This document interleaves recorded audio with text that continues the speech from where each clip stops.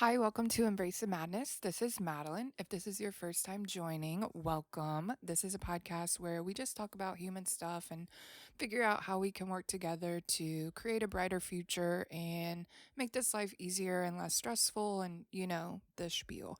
And if you're returning, welcome back. Thanks so much for sticking around and listening to what I have to share and all those things.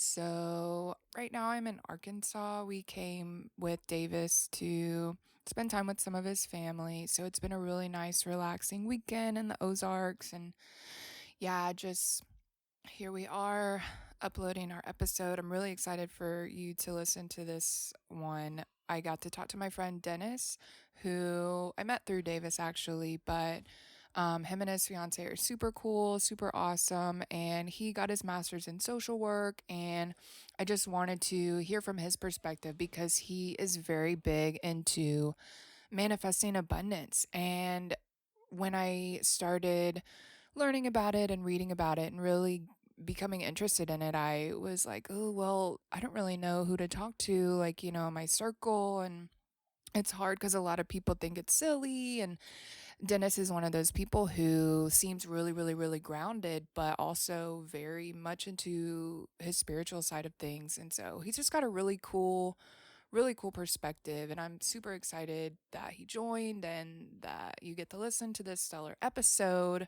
We talk about intentions, meditation. He went to Kentucky. He kind of shares his upbringing. And yeah, I'm going to let him do the talking. But before I get into that, I just wanted to remind you that the Patreon's open. And so if you go to Patreon/Embrace the Madness, then you'll find some extra episodes. I've also got some meditations, really cool postcard for this month. And yeah, so just follow the link and you'll see what we have. So I'm going to go ahead and get you ready for Dennis. Hey, what a opening! I'm flattered to hear all that. I just feel like I'm a conduit vessel. Like a lot of things that have happened over my life. It's just been such a good wave of positivity that I just want to be able to continue to extend to everyone and everything. That's so noble. Yeah, and I come from such like humble beginnings, like there was, like the single parent household. My dad was in the Navy and just like had another family. So it was like my mom and my sister, and we were just poor as fuck, like no money. And there Like were, your parents were still together? nah, They were they got separated. divorced when I was 2. So Okay. like it was just me, my mom, and my sister my So whole you were a life. baby. Yeah. I never really got to like know my father. So like my mom had to be both of them, and she just figured some shit out, man. Like when you think about like that time of being in your early 20s with 2 kids in the 80s. Like I know how it feels to live now, but like I couldn't imagine living in the 80s where like racism was like even more prevalent and there was like no Ooh, escaping yeah. that shit. You know? And you're just out there like by yourself just grinding.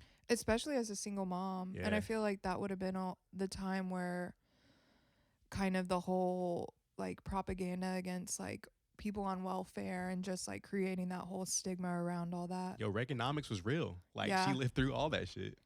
Yeah. Like the crack epidemics and all the rest of that sort of shit. Like you're a single parent, like no money. Like how do you like not succumb into that sort of space? Like because a lot of those people that do come to that space are in those same type of conditions. You know? Yeah. Okay, so you were growing up with your mom. Did you have siblings? Yeah, I have one sister. What's y'all's age difference? 2 years. So younger or older? She is Or wait, two. you're the baby, aren't you? Nah, I'm the oldest. Oh, you're the oldest. Yeah, I'm Okay. the oldest. You're the baby, aren't you? Okay, I'm the oldest too. Okay, so then where did you go from there? Where were you living? So I was born in California, and I lived there until I was 6. I remember going to school out there. It was one of the cooler opportunities to like go and walk outside from class to class. And then my grandmother got sick when I was 6, and she had 9 kids, and only one of her children came to help her after she had a stroke, and it was us. So we moved from Long Beach, California to Gary, Indiana when I was 6 years old. Holy shit, what a move. Yo, it was the murder capital of the United States. Gary was? Yeah. But you know what's crazy about that is being a kid there, I never experienced any of that at all. And that's ironic because like on the news Like they the would tell murder you, and violence? yeah, Or like never. Like we lived on I guess a decent side of town. Like I walked to school like probably like a mile and a half, maybe 2 miles, and you never worried about like pedophiles or any of that sort of stuff like that, you know? when I don't think you're that much older than me. What year would that have been? Like the Uh 90s? yeah, so I graduated in 2003. So when I think about like Okay, so we're 8 years. when I think about being in elementary school, it was in the from like 92 to like 96. I was in elementary school cuz I went to middle school in 96. Okay. Yeah, that's so weird to think of, like a time where you could just like leave your doors unlocked or Right. leave your bike outside Right. or Right. And now we live in these times where like everybody's afraid of everyone all the time. yeah, You know what I mean? totally. It's wild. Okay, so you were in Indiana and then did you go Uh to Kentucky for college or you were just from so there? we moved from Indiana to Kentucky when I was 10. I had an uncle that lived in Kentucky, and my mom was just like needed a break from taking care of my grandmother. The family decided that they were going to just like pool resources together to get her like a live-in sitter so that Yeah. like somebody didn't have to be there because she had lost a lot of her cognitiveness with her she had two back-to-back strokes, so she would kind of revert back into being a child at times, and it was really difficult for my mom to see that, you know. So we had to get out of there, and I moved to Kentucky, and my uncle Alonzo, he got my mom a job, and we started living there. But you know, all throughout all of that, we were all still like pretty poor. I mean, we moved from apartment to uh, this kind of real small 3 bedroom house, just infested with bugs. You know, Ooh, yuck. yeah, Like man, roaches and stuff? yeah, yeah. Like my whole life, that was just like a piece of like my grown up childhood is just seeing that. And Do you feel like you're desensitized to bugs now? nah, Or like it. even like triggered more Well, I think that like it it does kind of create like a post traumatic stress sort of symptom response, of yeah. like just getting rid of them. You know what I'm saying? So yeah, I think that's with bugs now. Like they're just dead. Like I don't care. You know, and I think that that's something. Paula's like, give me the cords. They just got the sweetest little kitten, and he's just baby's first podcast. Core time. What were we talking about? The bugs. Okay, yeah. You're So, like, no, yeah. don't No. remind me. Yeah. So yeah, that was it, man. Like we lived in Kentucky. I feel like when you think about like where you're from, I'd like to place it in a like an understanding of like your formative years, right? So I would say any sort of time frame between like 10 and like 17, you really develop like who you are. You know what I'm saying? Mhm. So like while I can say that I was born in California and I spent some time in Indiana, my formative years would have me like in the sort of understanding of what it's like to be a Kentucky man. Well, that would wherever explain else I your go. Kentucky slides. Yo, like straight up, I am Kentucky through and through. Like I bleed blue, and that was before Calipari did Memphis Dirty. I by the know way. we had a conversation about that the last time it was over. He's like, it's not personal. It's not. I've been a Kentucky fan since I was 10 years old, man, watching them on television. So it's a part of culture, and I think that that place was a place that I was able to develop culture, and I'm really proud of it. Were you like in what city were you in? So I grew up in Frankfort, Kentucky. I have no idea what that is. That like big city, Nah. urban? No, So small. we had like 20,000 people. It's one. I think it's one of the third smallest capitals in the United States. Nice. We had 20,000 people. There was like 150 kids in my like high school. You know, graduating class of like 60. I don't know. Like everybody knew everybody, Yeah. and it was one of those places that you could just stay trapped forever. And I was awarded a academic scholarship to Kentucky. I guess they think that black kids are dumb in Kentucky. You know, I scored pretty decent, and this was the shitty part about it is that like I had friends that scored way better than me, but because of affirmative action, they had to give me the opportunity to go to school, you know? So I felt Oh, it like, was like only one scholarship or something? nah, they just gave it to a bunch of black kids because obviously, like, you want to try to like add culture to a college by adding different, you know, cultures of people. You know, like if you just see white people at that, like how are you cultured to live in the world? You I know, mean, that kind of sounds like they were ahead of their time. that's the only way to They fix it, were though. like trying to promote diversity. Yeah, but I mean, yeah, I had a full ride to Kentucky, and that was a real big shift in my life to like come from like a super small town to like one of the big cities of Kentucky and seeing that there's like so much more stuff that you can go do and be a Yeah. part of. So that was beautiful. I studied in my undergraduate there at Kentucky to be a broadcast journalist. So you Uh, did like communications? yeah, Fuck so yeah. yeah, like at the time, it was the number two school in the nation for broadcast journalism. So it was Damn. super competitive, and I only applied for one school, and fortunately, Kentucky was like, "Yo, you can come here." So that Hell was yeah. that was good times, man. From there, I moved to Florida. I was 20 years old. I had lost my scholarship. I was going to way more parties and doing way more things I shouldn't have done. Wait, so you transferred to Florida? Nah, I just Oh, like lost my scholarship because I was just not like taking it seriously. I wanted to have this experience to in go. Kentucky though. Yeah, Okay, okay, okay. yeah, yeah. Okay. I wanted to have this experience to go and party and not go learn. So I Mm, lost my scholarship, and yeah. I moved to Frankfurt, or no, sorry, I moved to Destin, Florida, when I in 2005, and at the time before that, like I had worked at like Chase Bank. I was a bank teller, and I had waited in restaurants, you know, around Lexington, one of the more fine diner places. So I felt pretty comfortable with going to, you know, talk to people at banks, but no banks would hire me in Destin. Like I Because probably, of your experience not, yeah, I or had no lack idea. of Well, no, or like oh. I had worked for a Oh, bank for like a year and a half. Like I would already be good as being a teller, but like I applied at like 8 different banks and none of them like damn. gave me like even like a first interview. So I was like, you know, what do I do here? Uh-huh. My mom suggested that I sign up for one of those cell phone places because I liked cell phones. So I was no, this is a true story. Yeah, yeah, yeah. So I applied to this place called Altair Wireless in 2005. This was the birth of the smartphone.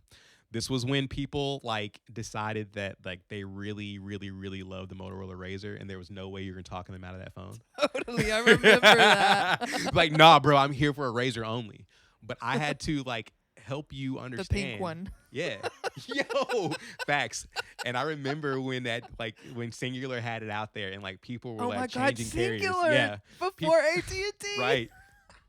Yes. I forgot about that. Yeah, like they would like leave like Alltel to go get a pink Razor, and I'm like, what? And we had to learn all of the It was then I smartphones. knew Americans' priorities were fucked. Uh, but we we had to learn all of the smartphones to sell. Like, so I learned how to do the Palm Treo, the Blackberries, and the Windows Pocket PCs, and I had to know how to use them like the back of my hand, so that I could sell them to you. Like now we think about 2020 and how everyone's just like super saturated in the phones. Like 15 years ago, a smartphone like wasn't like a smart thought. Like people are like, get that shit out of my face. I just want a razor. You know what I'm saying? Yeah. for, for real. And that was 15 years ago. That's crazy. It's Yeah, like literally like exponential growth. yeah. But I found like a bit of like a personality with being a salesperson because it was my business to know how to do this at an exceptional level. And I learned that I had this ability to connect with people in a way that other people like weren't as successful with. I remember when I was 21 years old, they had it broken up into regions of like salespeople, and in the South, it was Georgia, Alabama, Mississippi, Florida, and Kentucky. And we had 21,000 reps. I was number three out of Oh 21,000. shit. Yeah. Hell yeah. Congrats. Yeah. So like I knew that like I had like a calling for sales. And I remember there was this like really weird time when I was like 22, 23, and I met this preacher. It was like a really like eerie sort of thing. I'll never forget it. He was like, "You're not doing what you've been called here to do." Oh, And fuck. right, I'm not at that point. Like I to this day am not a very religious person. You know what I'm saying? Like I can understand people having their like space of accepting for religion what it is. Like that's your emotional solace. I get that. Mhm. But for me, like I'm just been like, nah, bro, that's just not for me. And I've known that since I was a kid. But like there was a shift where this preacher was like, you're using this ability for the wrong ability. You're here to help people in a different And you way. didn't even know this guy? Nah, just Holy like preaching at me. goodness. Yeah, like and it was some sort of surreal feeling where like you felt as though like there was a universal intervention to where like I knew I had to Yeah. get out of this because the only the only thing that I was focused on when I was at that age was working as many hours as possible and convincing you that you need to buy something for me right now. It got to a point of it like not even registering that you would say no. I would just have to think of something else to say so that you would say yes. you know and I think that like there's that place of like learning that skill of being a salesman that really kind of like just like dehumanizes the experience. Like you're just selling something for someone else you know so when that preacher came in and like had that sort of segue of intervention, I knew that the only way that I was gonna like really make some like important change is like going back to school. And I'll be You knew damn immediately it it. was school? Well, no, I wasn't like Because immediately, you had but like studied communication, so you yeah. have to explain where the social work comes in. Okay, cool. Or I'm getting I'll let there. you, yeah, I'm yeah, getting yeah. there. I'm getting there. So like I knew I had to go back to school, and I was like, this just it doesn't serve me anymore. I don't want to do this. And so I talked to a Navy recruiter, and Oh, yeah, that part. yeah, they let me come in. I was 25 at the time. They let me come in and take the ASVAB. And I remember in high school, like when they had awarded me the scholarship at Kentucky, I had also taken my ASVAB, and they were offering me like all this like super like computer nuclear type shit when you're like 18 and like not really like you clean innocent sort of side. Like I could have Yeah. been doing some super ass shit in the Navy then, but because I had been removed from school for so long, I still scored really well, but I didn't get those same type of Mhm. jobs. But they said if you do this job, you'll have a full ride to go to school, and we'll pay you to go to school. The GI Bill, post 9/11 GI Bill, is an amazing thing. I'll tell anybody that's interested about it Is about that how it like changed my life. insurance too? Or is So that separate? all right, GI's just so school. you get to go and choose any school you want to go to, and they pay for all your books. They pay for all of your tuition, and they pay for a basic allowance for housing for the entire time you're in school. So in Pensacola, they were giving me $1,300 a month just to be a student, Yeah. and you get all those like grants being a veteran or any person that like lives at like a particular sort of rate. So I was making like $2,500 a month doing nothing, being a student, Yeah. going and focusing what I wanted to do. And so when I was active duty, I got my associate's degree because I didn't know what I wanted to do. And that's a really good way of like kids that like don't really know what they want to do in college to go and get just a associates in like a liberal arts, because they make you take a bunch of different types of classes to figure out what you want to be a part of. And I remember taking like a 200 level psychology course and was like, this is awesome. Like I That's what like happened to me too. right, this is for me. Like I need this. And I had straight A's through my associate's degree that the Navy paid for. And then I went on my like 2 back-to-back deployments. So I am a Navy combat veteran. I served on the United States USS Carl Vinson and the USS Theodore Roosevelt. I have been underway out to sea for more than a year of my life on water. Got to travel to Singapore, India, Bahrain, Dubai, Croatia, London. Uh, Damn, all you've seen it all. Yeah, all the Navy's dime. It was all free, but you had to work your ass off though. Right. I mean, nothing's really free if you're in the Navy. Like it's a machine. You're just gonna do it. Right. You're selling your soul or Well, I mean, for your me, time. for me, it was just like a matter of time. That's how I looked at it. I was never gonna be like some A matter of time what? before I got my freedom back, like going and doing like a Gotcha. you got to just do your 4 years and then get out, and then you have the world to go back into. Like, as long as you stay consistent with your goal, like I never let it just decide that I was just going to be a fully Navy dude. Mm-hmm. You know, like I had a reason why I was there. I knew the Navy was going to use me to its full extent, and at the end of it, I could use them to the fullest extent. That's a good way to look at it. Yeah. So I mean, that's what kind of drove me. Like every day, I just knew like I'm closer and closer to the goals that I want to get. And then I got out of Had active you duty. been that driven about your goals your whole life? I mean, I guess if you're the oldest child of, growing up with a single mom, like you have to kind of take some responsibility and find that. That's just interesting. I was just like, have you always been like goal driven? Yeah, like I love challenges. I remember like growing up as a kid, my mom, she always gave us like puzzles, and she would time us on how fast we would do like jigsaw puzzles. That's so And badass. I really think that that helps like with your cognitive development. And I'm really interested, if I'm blessed with children, to like see how that works for them cognitively. Because we would do like the jigsaw puzzles like on the brown side, so you couldn't see it. Oh my goodness. Yeah. Yeah. That's like extra level. Yeah, well, no, like we started obviously on like the regular side, but I remember like she gave us our first jigsaw puzzles when I was probably like 4 or 5 years old. And I remember my sister, she was 3 and she could do them too, but she had like the smaller ones. But I would So do like cute. 30, 40, 50 piece ones like when I was like 4 or 5 years old. Face down. Yeah. What the fuck? You're like, show me a puzzle. I got it. Yo, it was fun. Like, but like when you bring that sort of challenge to a kid and it's fun, because she would do it. She like loved to color. She loved to do puzzles, and we would just want to do Your what she mom? wanted to do. Yeah, Oh, that's so yeah, cute. yeah. So we were just like sitting on the floor, always doing puzzles and shit. Sure. Okay. And So yes, you've always been driven. yeah, like Give I me the just solution. I'll find it. So like school has never been like a piece that was like really hard for me. I always try to look at it as like the challenge. Mm-hmm. And that's what's been really driving me. I think this whole time is that like I've got to figure this out. I've got to be able to play this game to where like like I can find a way to win. Like In I'm a regards winner, to the Navy. or just in life. Period. Yeah, I gotta win.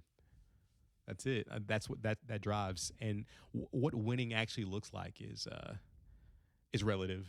Like, Totally. but in where I feel like my life journey has gone so far, I'm winning hard as fuck. You know what I'm saying? Like Yes. I It's just so beautiful to watch. just to come from like just the direst of beginnings and like coming to an understanding that like now like we are nothing more than just a uh collective piece of our thoughts. Like we're some of our thoughts. Like all the things that we've said we wanted to do this point, we've got there no matter Mhm. what. Like, and once you realize that, when you direct your intentions toward what you want to do, there's nothing that's gonna stop you. Yeah.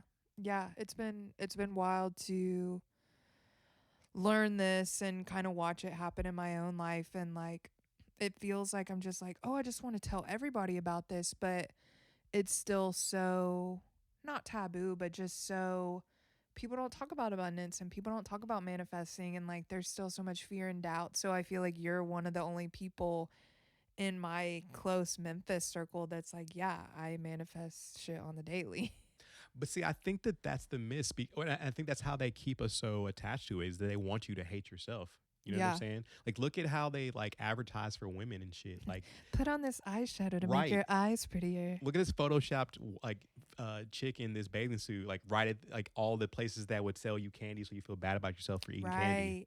Like it's such a like weird place. But if you just taught people how to love themselves and that they can do whatever they want to do, like all the time, like you taught kids how to meditate, you taught kids how to balance themselves and ground themselves.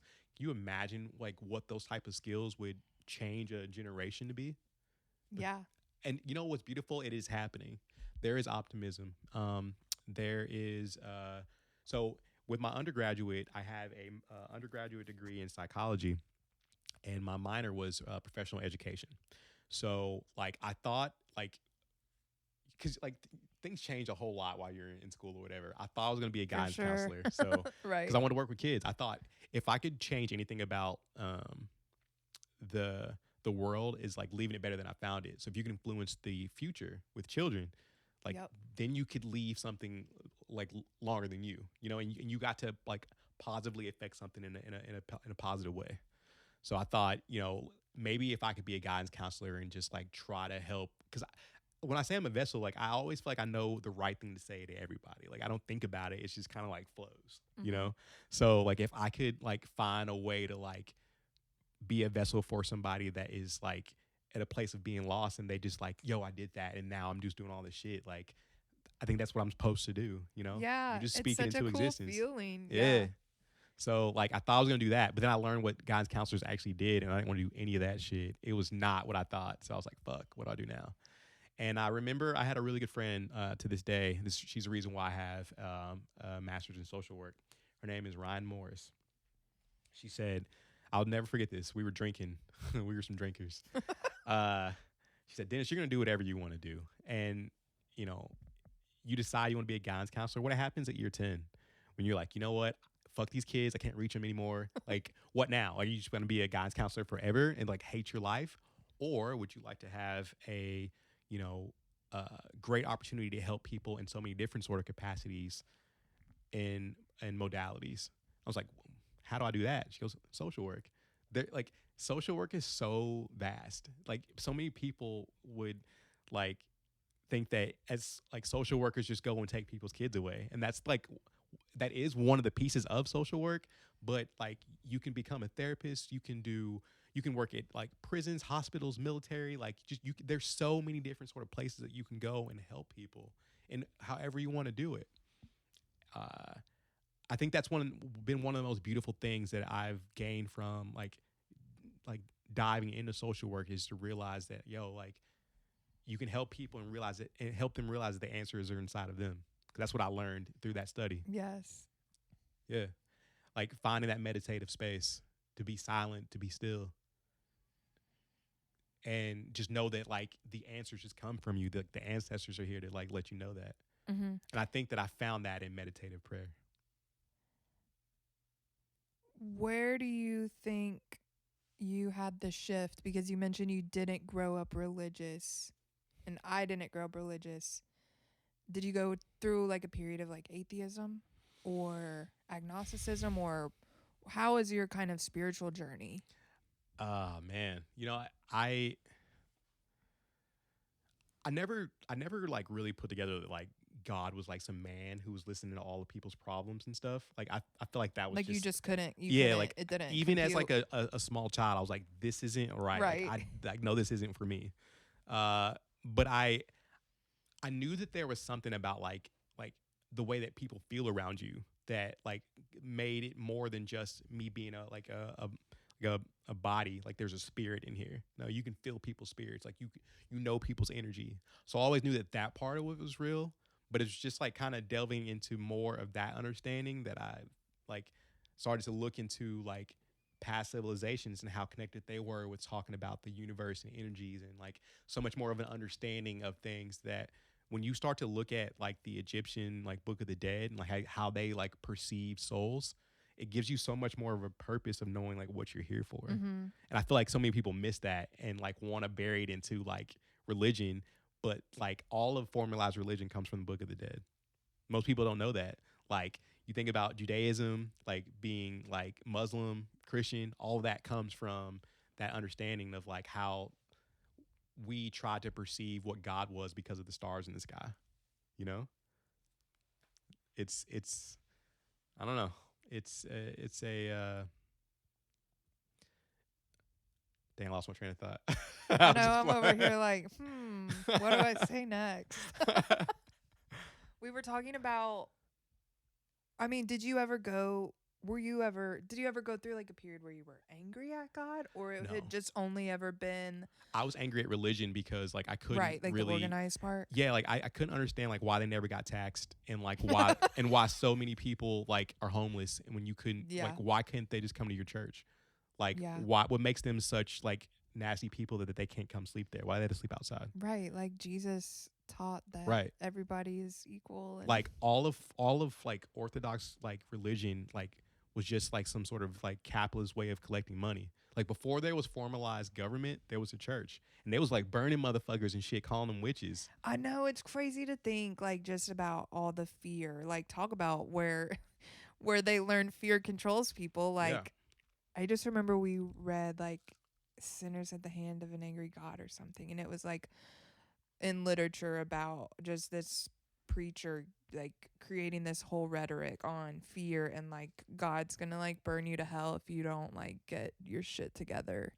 But like, who decided that's what's gonna happen though? Seriously, Like, that's what some I'm dude was like, "No, I'm saying. gonna write this book, and like everybody's gonna listen to me. And if you don't, your metaphysical soul is gonna burn in hell forever." Like, that makes no sense to me. Well, Like, and I guess people weren't taught to like critically think back in the day, like the 1600s. yeah, but it's crazy. Like, all of We're this like eating strawberries. understanding of the spirituality was already written. They wrote it on the walls. Like, how come most people don't know what the hieroglyphs say? Why do they keep those secrets from us?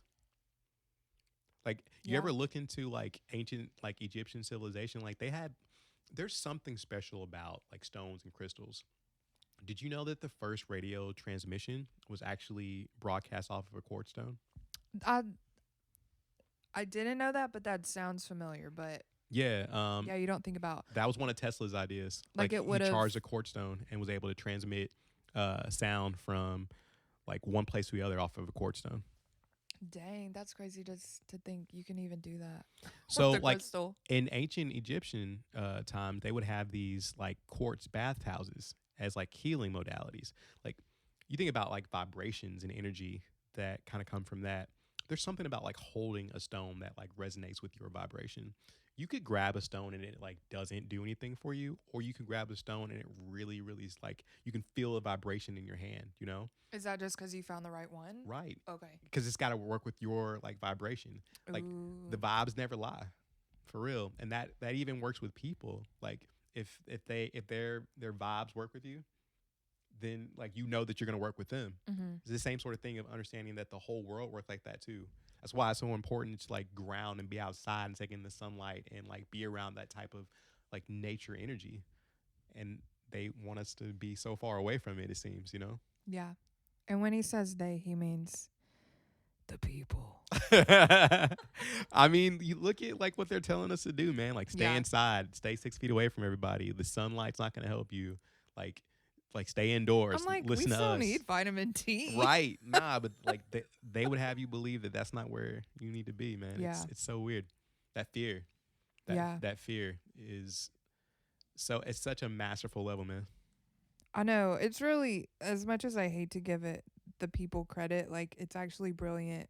And that's why I think I always get lost because I'm like, damn, did they just create this genius plan like a long time ago and they're just still seeing it through? Like, to me, I'm like, you'd have to go back way far to get us right where you want us. But I guess, I don't know. You think about like all the families that like own everything though. True. Like, you got to think about like the queen. Like, why the fuck do they put her on the TV? Like, she doesn't matter to me at all. But like, we know about like her sons and like, Well, because it's like a soap opera reality but no, show. like colonization. She owns so much of like her True. family owns so much of the world. Like, True. you could think that like uh like England owned like Hong Kong and like a bunch of Africa and like all kind of shit. Like, just like control and dominate everything.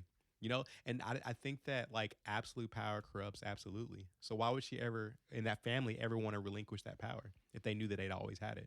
Right. That's why they don't want everyone to lose that control. Absolute power corrupts absolutely. Yeah. We were just talking about this earlier. Yeah. It's very overwhelming. Okay. So, what are you doing now in your life? Like, where did you. I can't even remember where I think I interrupted you, but like post Navy. So, post Navy, I got my undergraduate in psychology, minor in education. I got my master's degree in social work because I wanted to jump into the space of being a licensed clinical social worker, and there's still time. There's still time for me. Right now, I'm kind of in a pivot because it's very difficult for a social worker to make money post grad school. You've got to do at least 1,000 hours of really kind of unpaid work, making like $38,000 a year to make it until you can take another like licensure exam to get paid at least like $60,000 to $70,000 a year, right? So you You're like, these numbers are too small. yo, like I really I want to live, and I think that there is a piece that's always in that sort of help side, but I also want to live as well. Like I Right. love to travel. I am insatiable in that space.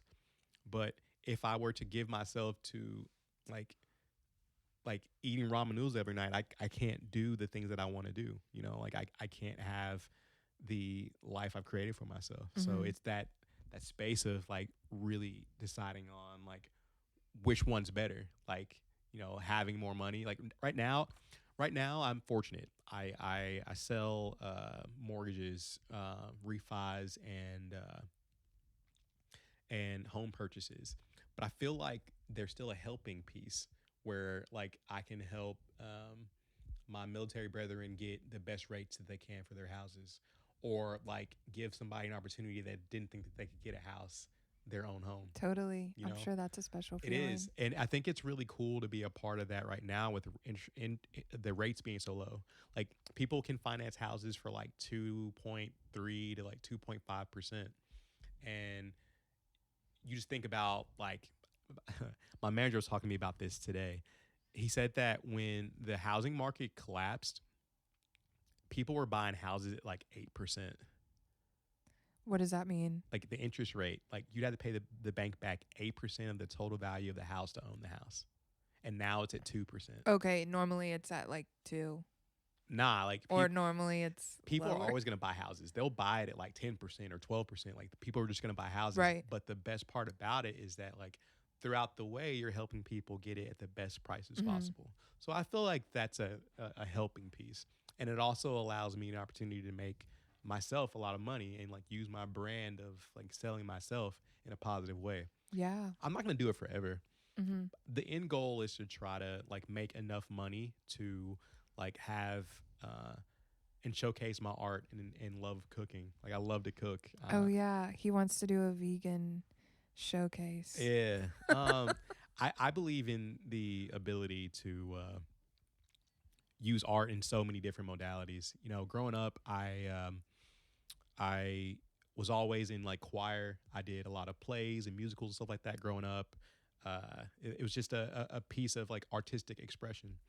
I sang for the Navy on multiple different ceremonies with one of my best friends in the Navy, Joe Hallman.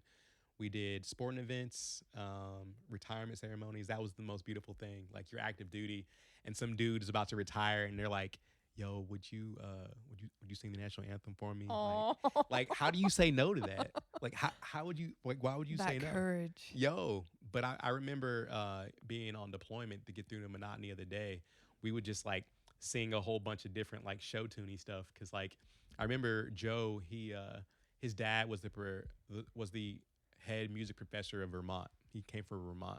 So like he grew up like classically trained on how to like really perform and do stuff, man. And it was just great to collaborate with like that piece of art. I like that piece, but I also really enjoy the ability to create like food with with with with art. You know, like I could walk into a kitchen and be like, all right, I have this, and I have this, and these things will make everyone happy. You know, and I'm intrigued to sell the idea that we can really make good food that doesn't involve meat or dairy. You know, and I tell people now I've been vegan for 3 years now, and to this day, like, and I meet new people, I tell them that they're vegan, and they're like, you know, I could never, you know, and I don't understand like how you can say, of course you'll never do it if you say I can't, you know, Right. like you've already told yourself you're not gonna do it when you said I I could like that you never, bring that up. you know what I'm saying? Yeah. So like for me, it was always a challenge of I can do this, and you just like stay disciplined in it, and you can realize that you can make food taste extraordinarily good if you just like change that I can't to I can and try. I feel as though I'm in some of my failures. You know, like all the great food and things that I've made is because I've like experimented and failed, and I've been able to put stuff together now that is just like I think it's pretty good. You had dinner tonight. What would you say? Yeah, it was delicious. I told them, yeah, they made tempeh and tofu stir fry, and I love my meat, and it was good. It was Yeah, really good. He always makes burgers too yeah. I just want to like make good food with the for the people. impossible meat. I I envision down the road, like once I have like an established business, that I am able to take my food truck to the best music festivals in the world, you know. Planet And Unicorn. yo, for real, like Planet Unicorn. Uh, You're gonna be laughing. It's gonna be the best. yo, for real, I'm like just kidding. you got to come up with a menu concept, and then That's what your job. yeah, the menu concept, and then you just got like Cheese sticks. slamming vegan food for the people, and like right in front of you is like the most beautiful music that you could ever be a part of. Like that's goals. Like that's beautiful. And We're gonna speak it into existence. I mean, like We already are. that's been my focus for so many years though, and I feel like as long as you have like a drive towards something, you can do whatever you want. Like Totally. I've had all these sort of visions of what I'm gonna do to this point, and it just never really changes. But I feel like when you hit that exodus of whatever, for me, it's like sharing my art. Like I want to like get up every day and give the world my art, and hopefully pass that on from generation to generation. That's beautiful. Yeah. Do you think you got your discipline from the Navy, or do you think you already had it Nah, the when name you were changed my younger? life, man. Okay. It really did. Because you say that, and I was like, he makes it sound so easy to just stick with it. I get lost at that part. Nah, like you stay so regimented on a regular basis of doing the same thing every day You that think you it realize, just like changes your brain chemistry, yeah. Well, I wouldn't say your chemistry, but it just keeps you disciplined to do the same just thing. your habits. Yeah. If you realize that you do the same thing every day for a certain amount of days, it becomes a habit. It's true. It takes 21 days to gain any habit that you want. So if you did it the same thing every day, eventually it would get into a place where it was like, I can do this every day. I think I get stuck at the like, okay, I'm on day 9 and I'm still doing it, like that follow through. Yeah. I think that if you had like a really like fun calendar to like mark off to just get to a point every day that you could get to your 21st day Yeah. and see that you've been doing Can it for do so it. long. Yeah. Or Davis got some gold stars. yo, or get like one of those construction paper chain things that we used to make Yes, when we were kids. that you can like cut the whole, Break cut the chain. loops. Yes. Break the chain and figure out something. Make it fun. Yeah, totally on the make it fun part. Yeah. Yeah, I think I just need to figure out how to make that fun. But yeah, I mean, I think that's been like the biggest sort of shift of like doing stuff consistently was the Navy. I always used to fuck around and just do whatever, kind of. Right. That discipline to stay true to something really shifted for me. And now it's just like, I think that's really where it really shifted for me. Because now I feel I can do anything. Before I was kind of like, I'm not really I feel sure. like it's like you master that element of the mind, Yeah. and like in the beginning you're like, holy shit, my mind's capable of weird, crazy things. And like when you can like, I think they use the metaphor of like getting the reins around the horse, like you've controlled that part of you. Mahalo's here. Meow, meow, meow, meow. It's playtime for Mahalo. Cats. I wish you could see. We'll post a picture. Podcats. That was not intentional. That just came out. That's the universe speaking through me. Yo, be a vessel, man. Okay. Yeah, that's wild. Yeah, I feel like if you can truly harness the power of the mind, you can literally do anything. Because that's what I found to be my biggest like stopper, or like inhabitor, or I don't know the word, but you know what I mean. Inhibitor? Yeah, exactly. Yeah. I'm here for it. Inhabitor. We have been inhabited by.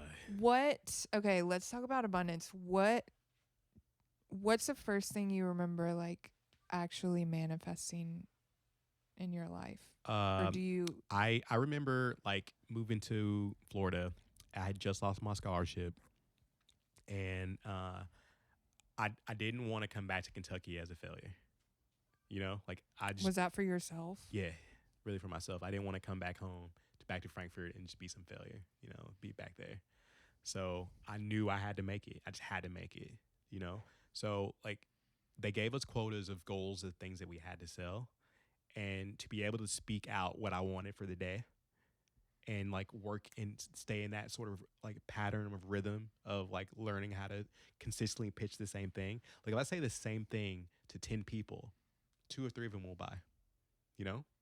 And so that consistency of like being, look, if I just direct my intentions to do this today, this is what I'm going to go and have, you know? Did you know that was like the principles of manifestation, or did you Not just really. it was It just was you it was just a focusing? feeling, like it was an Yeah. understanding. Like I don't know where like what sort of possessed me in that space, but I just knew that if I just if I if I kept myself directed on like doing a minimum of two. Somebody told me that this is a baseball kind of play, but Sport. they say you go to the All Star game batting 250, right? So that means you hit the ball 2.5 times out of 10. You know, you go to the All Star game batting 250. So if I can convince three people today, and I'm swinging for the fence for it, I'm going to the All Star game. So that's really like a really good piece to know that, you know, not everyone is going to buy, but I have to ask everyone because I'm trying to go to the All Star game. Yeah. So then you just have no doubt in your mind. Yeah, I got to get it done. And when you put that out there, that energy that's out there, like I got to do it, you will. Yeah, I've definitely found that to be true. Have you I'm trying to get in the realm of like manifesting money. Do you have experience with that specifically, or Yeah, I think what? working for myself and like selling things has been the most beautiful thing of understanding how to gain and attract abundance is that, you know, I am a brand. Like you're not buying that particular product, you're buying me. You know what I'm saying? So if you're like getting that experience, I'm making sure that I'm giving you the best human experience possible so that you only choose me and you'll tell your friends about me. And that's how I build my business. That's so good. Yeah. I always think like in my head that is I lost my train of thought too. I always assume like I know I'm going to do this for someone, but I guess it's just a matter of communicating to someone that you're going to get the best by going through me. Yeah. You sell yourself. Yeah. People buy you, and that's what I realized at a young age, an impressionable age. I was 21, like just killing it. Like this kid from like no money, like poverty, was like going from like 16,000 to like 65,000 in 1 year, Mhm. and I was just like, damn, like I really did that. And it's just that understanding of knowing that I sold me. I knew that money was never going to be a problem for me again, you know, because like I can sell me Mhm. more than you can sell you. Yeah. And I am a competitive by nature type of person. Like So it you drives me for said that. you knew wait, okay. I don't remember what you just said, the words. You said you weren't worried about the money. Mm-hmm. So you were so convinced that you could sell yourself that you weren't worried. No, That's like cool cuz I'll do whatever. that's what they say like you just you just know in your heart that there's no other way. I mean, like if it ever hit the fan, like I would sell something. You know what I'm saying? Right, right, right. Uh, and I think just having that sort of life skill has been something that like keeps you like moving to know that no matter what, you'll be okay. Mhm. Have you noticed a correlation between kind of you getting on your path, following the more like going to school, doing the food stuff versus selling the phones? Do you find that the closer and more aligned you've gotten with your path, your financial abundance has followed? Or do you think what do you think? Um, that's interesting. Like I feel like where I am now, like I'm 35 now. Like am I get more satisfaction from like doing good service. But I think about like how I can provide for my family. Mhm. So sometimes providing that service isn't a way that I can like take care of my family. So there's that divide. You know, it's like, yeah, I could just give it all and like make pennies, or I can like do what I need to do and like provide for my family. Mhm. Like I want kids, you know, I want them to like have like a way better life that I was able to be a part of, you know? Mhm. And I know I can't do that making pennies. So it's a really weird provide. But I Yeah. where I found solace in this is that any sort of job that I am working to help people and selling things, like I'm helping people. Like I don't feel like I'm doing a disservice for anybody Right. in what I'm doing now because I am allowing myself an ability to help people. I agree. Yeah. So I think as long as that's my focus of helping people, the Hmm. abundance will be there. I think so too. Do you think there was ever any point where you had to kind of undo some things that you learned about money? Like, I've been kind of reflecting on my childhood and the way we perceive money, and like, we were never wealthy, and like, my parents were always just focused on we're broke and we can't afford that and blah blah blah. Did you develop similar things in your childhood? Like, where was your head at around, like, does it make sense what I'm asking? Yeah. I think like growing up poor, you just never want to be poor. You know what I'm Right, saying? So right. like money was a big motivator for you. And then you think about like pop culture. Like I grew up in the time of, like Lil Wayne, like always talking about money and flashing it and whatever. Like that materialism is like what would drive people and For what still sure. drives people to this day. So I think that focus of like wanting to have money and then like changing it to where like I get money by helping people instead of hurting people. That was the difference that I gained. So you were able to see examples of people using money for good. Mm-hmm. That's good. Yeah, and I think that like when I think about free time and like weekends, like we just my fiance and I we just moved to we Fiance. gonna get married. Um, when I think about like just moving to this new city, like I've only been in Memphis for like what a year and a half. Yeah, about a year and a half now. Uh, there's gonna be an opportunity for me to like do some really good positive stuff for the city. Like it excites me to like maybe take on like a big brother big sister or like volunteer some time to like show kids how to meditate, you know, Mhm. like I think that that would be very transformative and I will do it for free, Right. you know, because I feel like if you give that sort of energy out, the karmatic change will help me whenever I'm deciding to do for my business I because I agree. am a business. Yeah. I think that if I'm not, you know, selling myself in something, like I am selling something, you know. I think it'd be such a beautiful return Yeah. just being from Memphis and stuff like that. I don't know like why we go to places that we go, but I feel like the universe directs it. Like I have no real reason to be here in Memphis outside of like my sister lives here, but I was living in Florida and Virginia and so many other places throughout my years. Like what's driven me here, I don't know, but I feel like the universe has brought me here to make some change. Fuck yeah. So I'm just glad to be a part of this city and just kind of see the progression. Like I'm a eternal optimist. I think that we're gonna make it. I think so too. Yeah. How did you and David, because you and Davis were both from Pensacola, but met here? Yeah, we had a mutual friend, Kayla Busey. If you're listening, Kayla, you're the best. Um, she was a really, really fun and funny person. Her and her friend Alyssa are two of the coolest people that I think I met in Pensacola, and it's because of Kayla's and I's relationship that I was able to bump into Davis at the Marcus King Band show, and we've been buds ever since. Yay. Yeah.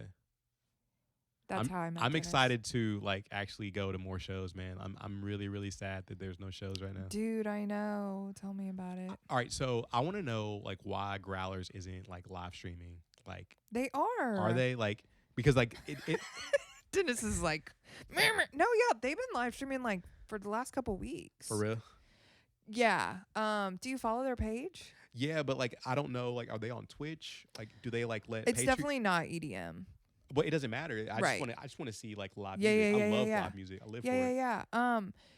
yeah. I know it's definitely on their Facebook. I think they just got a Twitch too, so I'll have to forward it to you. But Yeah. Do they do like a Patreon for all the artists so that they can like I get think the paid? artists do their Cash App things. That's They'll cool. put on their Venmo. I know. I was wondering if I should reach out and try to do one on there. I just don't. I don't know. I would want someone to do my visuals, I feel like. I feel like that's the person that I don't have in my life. Someone to do Yeah. visuals. Yo, I But could I could totally like learn how to do some like trippy visuals though, because yeah. I got that projector downstairs, Oh and shit. we could take it and like put it on like something else. Yo, Yeah. that's portable AF. Portable AF. Yo, Hashtag. yo, that would be sick though. Like have like a set of like some like super sick shit. Like throw it on like a bed sheet or Hmm. whatever, and have your background. That'd be fire. Oh yeah. Well, yeah. Yeah. Projector light. No, no, that projector like Oh, yeah, it'll be gotcha. behind you. Gotcha. Davis is like no lights. Yeah, it would be sick.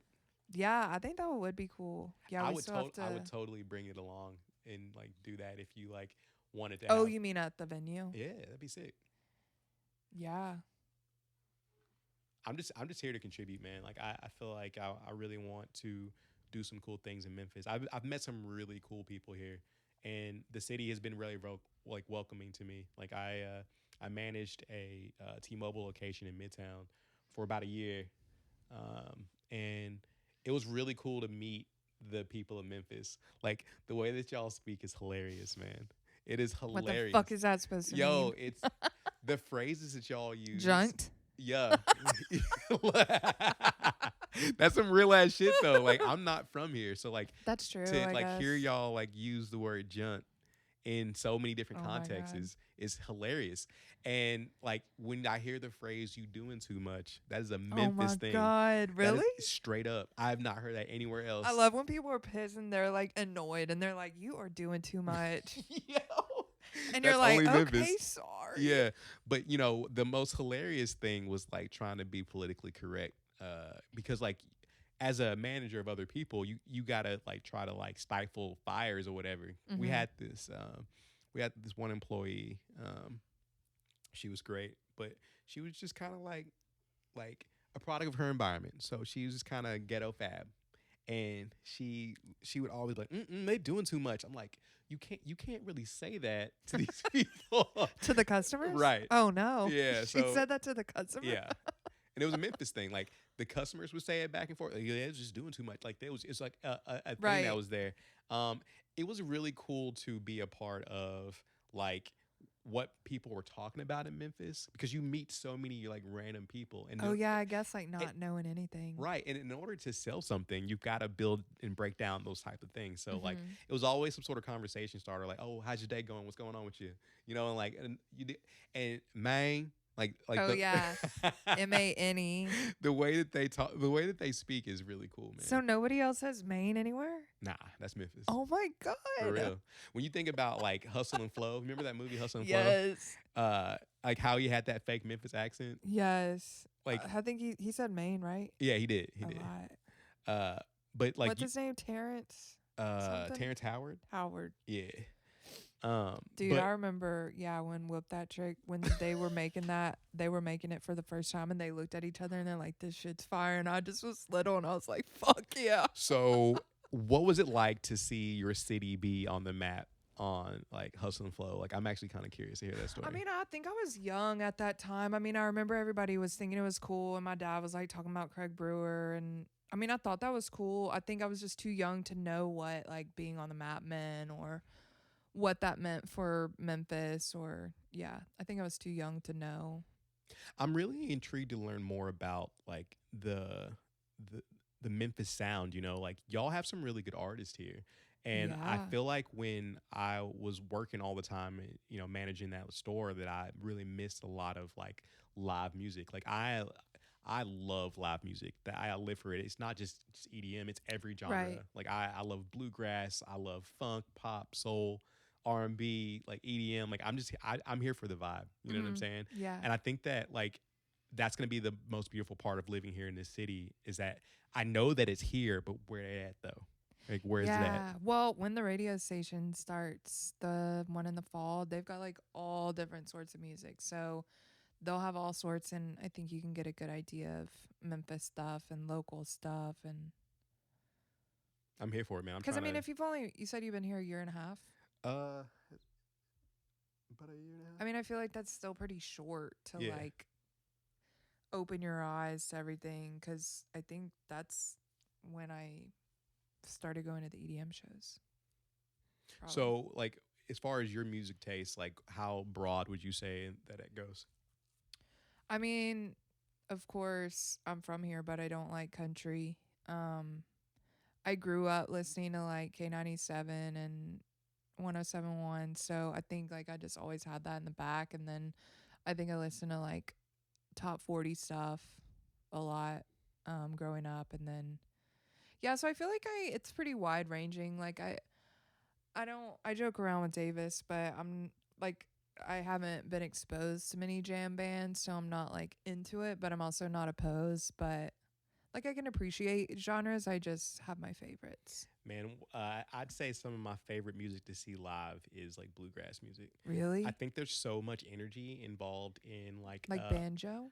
yeah, like it's an ensemble. You know, you got the mandolin, you got the stand up bass, you have the violin, you have like the little like you know that little box drum with the little fucking Like the washboard yeah, thing the or washboard something? box. Yeah. And there's out there jamming, especially if it's like real fast energy. Did they Like, do this in Kentucky? yeah, I remember like I had never Heard it in seen your anything like voice. this. I've never seen anything like this. So I grew up like, you know, with the whole black experience until I moved to Kentucky. You know what I'm saying? Like it was just nothing but like R&B music and like whatever black Okay. people were listening to. Yeah. Until we moved to Kentucky and like in my graduating class there were 7 black kids. You know what I'm saying? So like I got to get that full immersion of like a different type of culture of music. And I remember that they had a free governor's breakfast, like right before the Kentucky Derby. The governor comes and like has this big free parade on the Kentucky Capitol. Like they have free food and like hot air balloon rides and like they had balloon animals and clowns and shit, like just a bunch of free stuff. And they had a whole bunch of like live bluegrass concerts that people would come and just like listen to.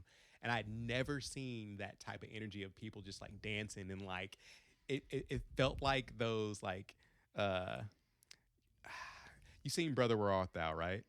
No. You never seen Brother Where Art Thou? We gotta change that. Okay. But it's got it just has like that like high energy type of sound where you can hear that soul of music because they can sing, but the harmonies of everybody like collaborating together with those with that ensemble of music, it moves you. Spiritual. And I just I fell in love with that piece of live music. And so, like, if I can find a festival that has really good bluegrass music, it's different.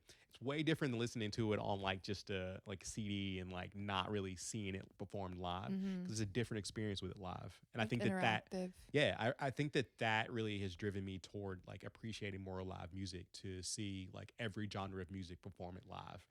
Um, but I still would say that like there's something about a bluegrass band that just gets you going. Like it's beautiful. It's a beautiful thing.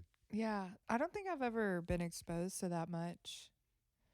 So you'll have to show me. Yeah, I mean that's what I look forward to in going to music festivals. You know, on our quarterly intervals. Like when you think about like Bonnaroo or Electric Forest or you know any of the big ones like what was that one summer camp?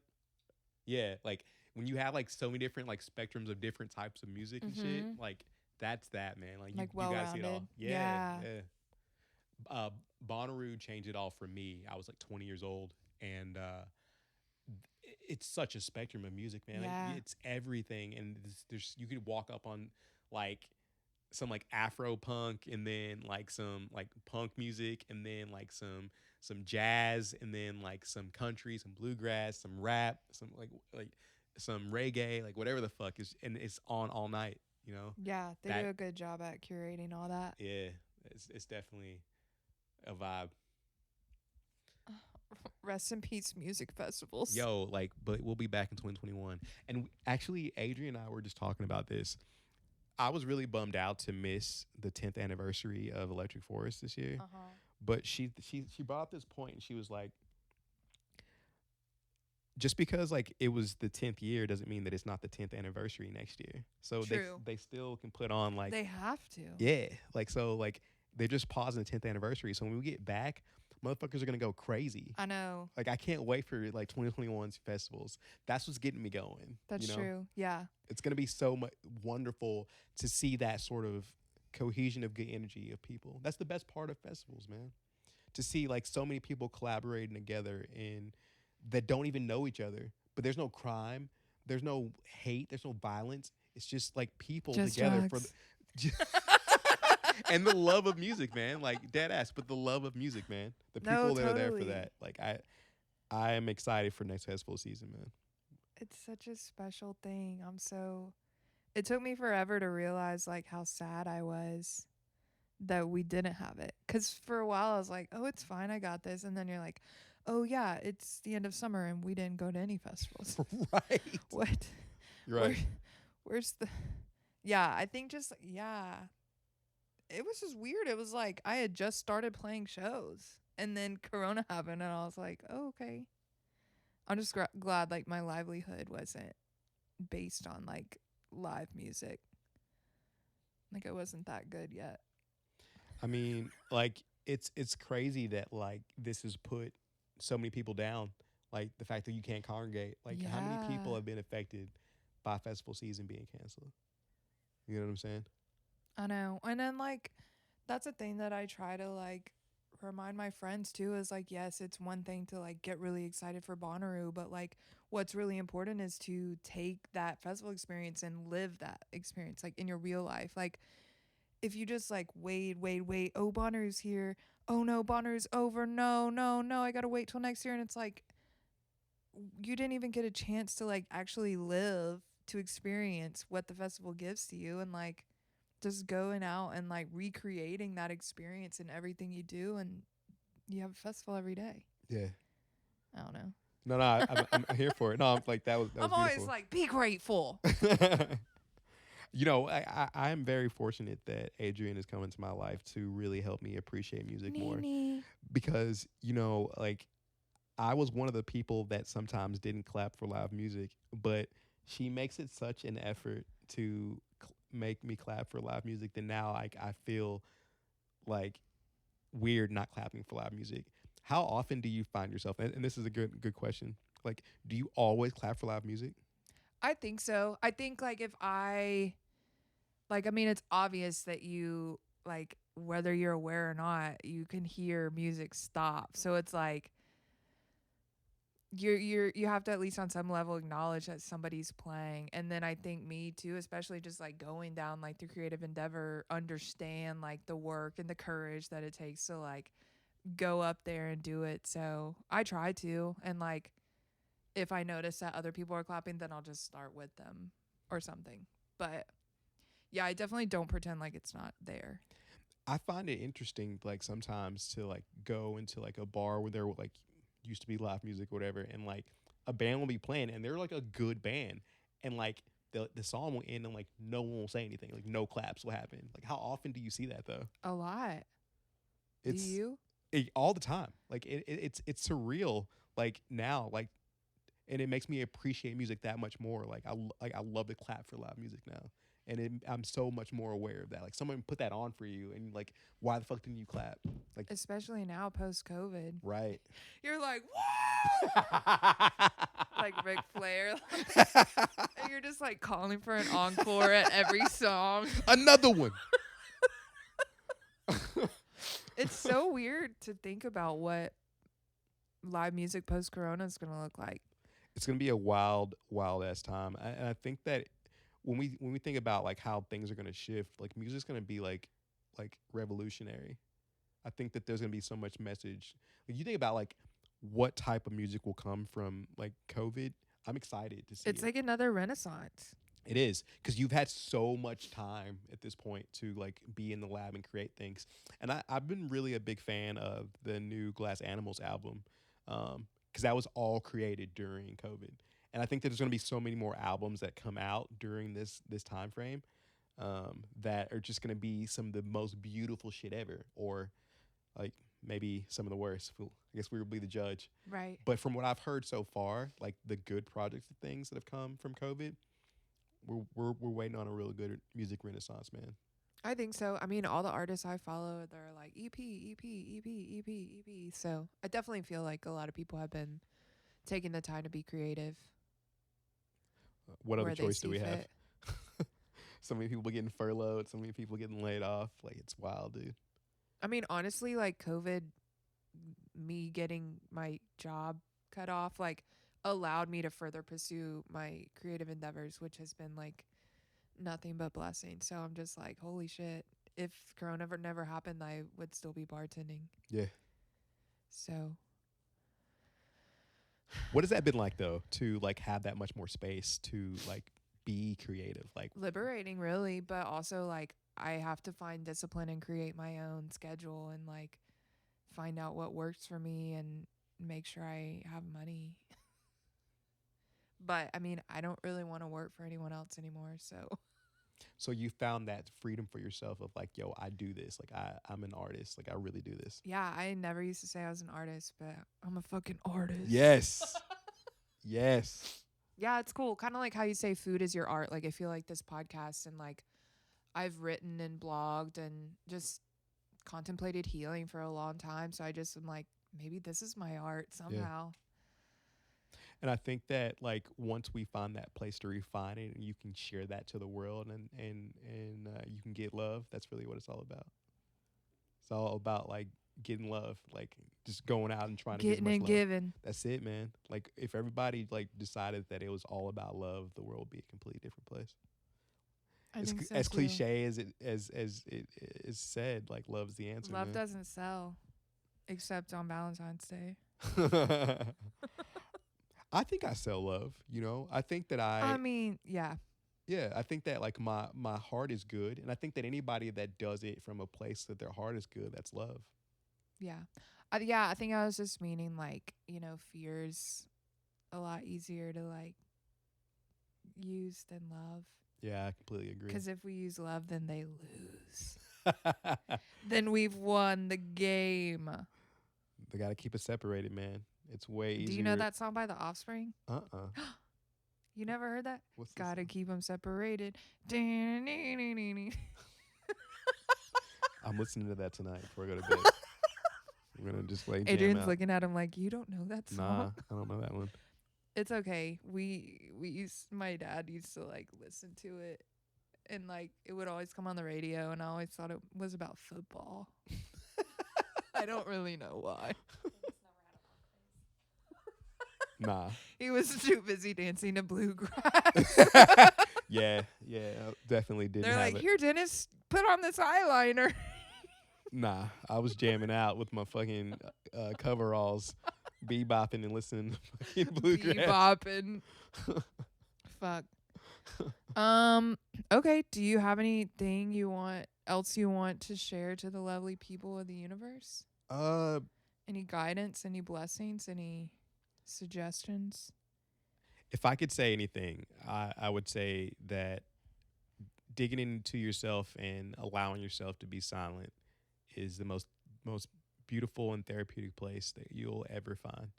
You know, like getting your breath work under control and finding the time to spend in meditative space is therapeutic, is um, is healing, is everything.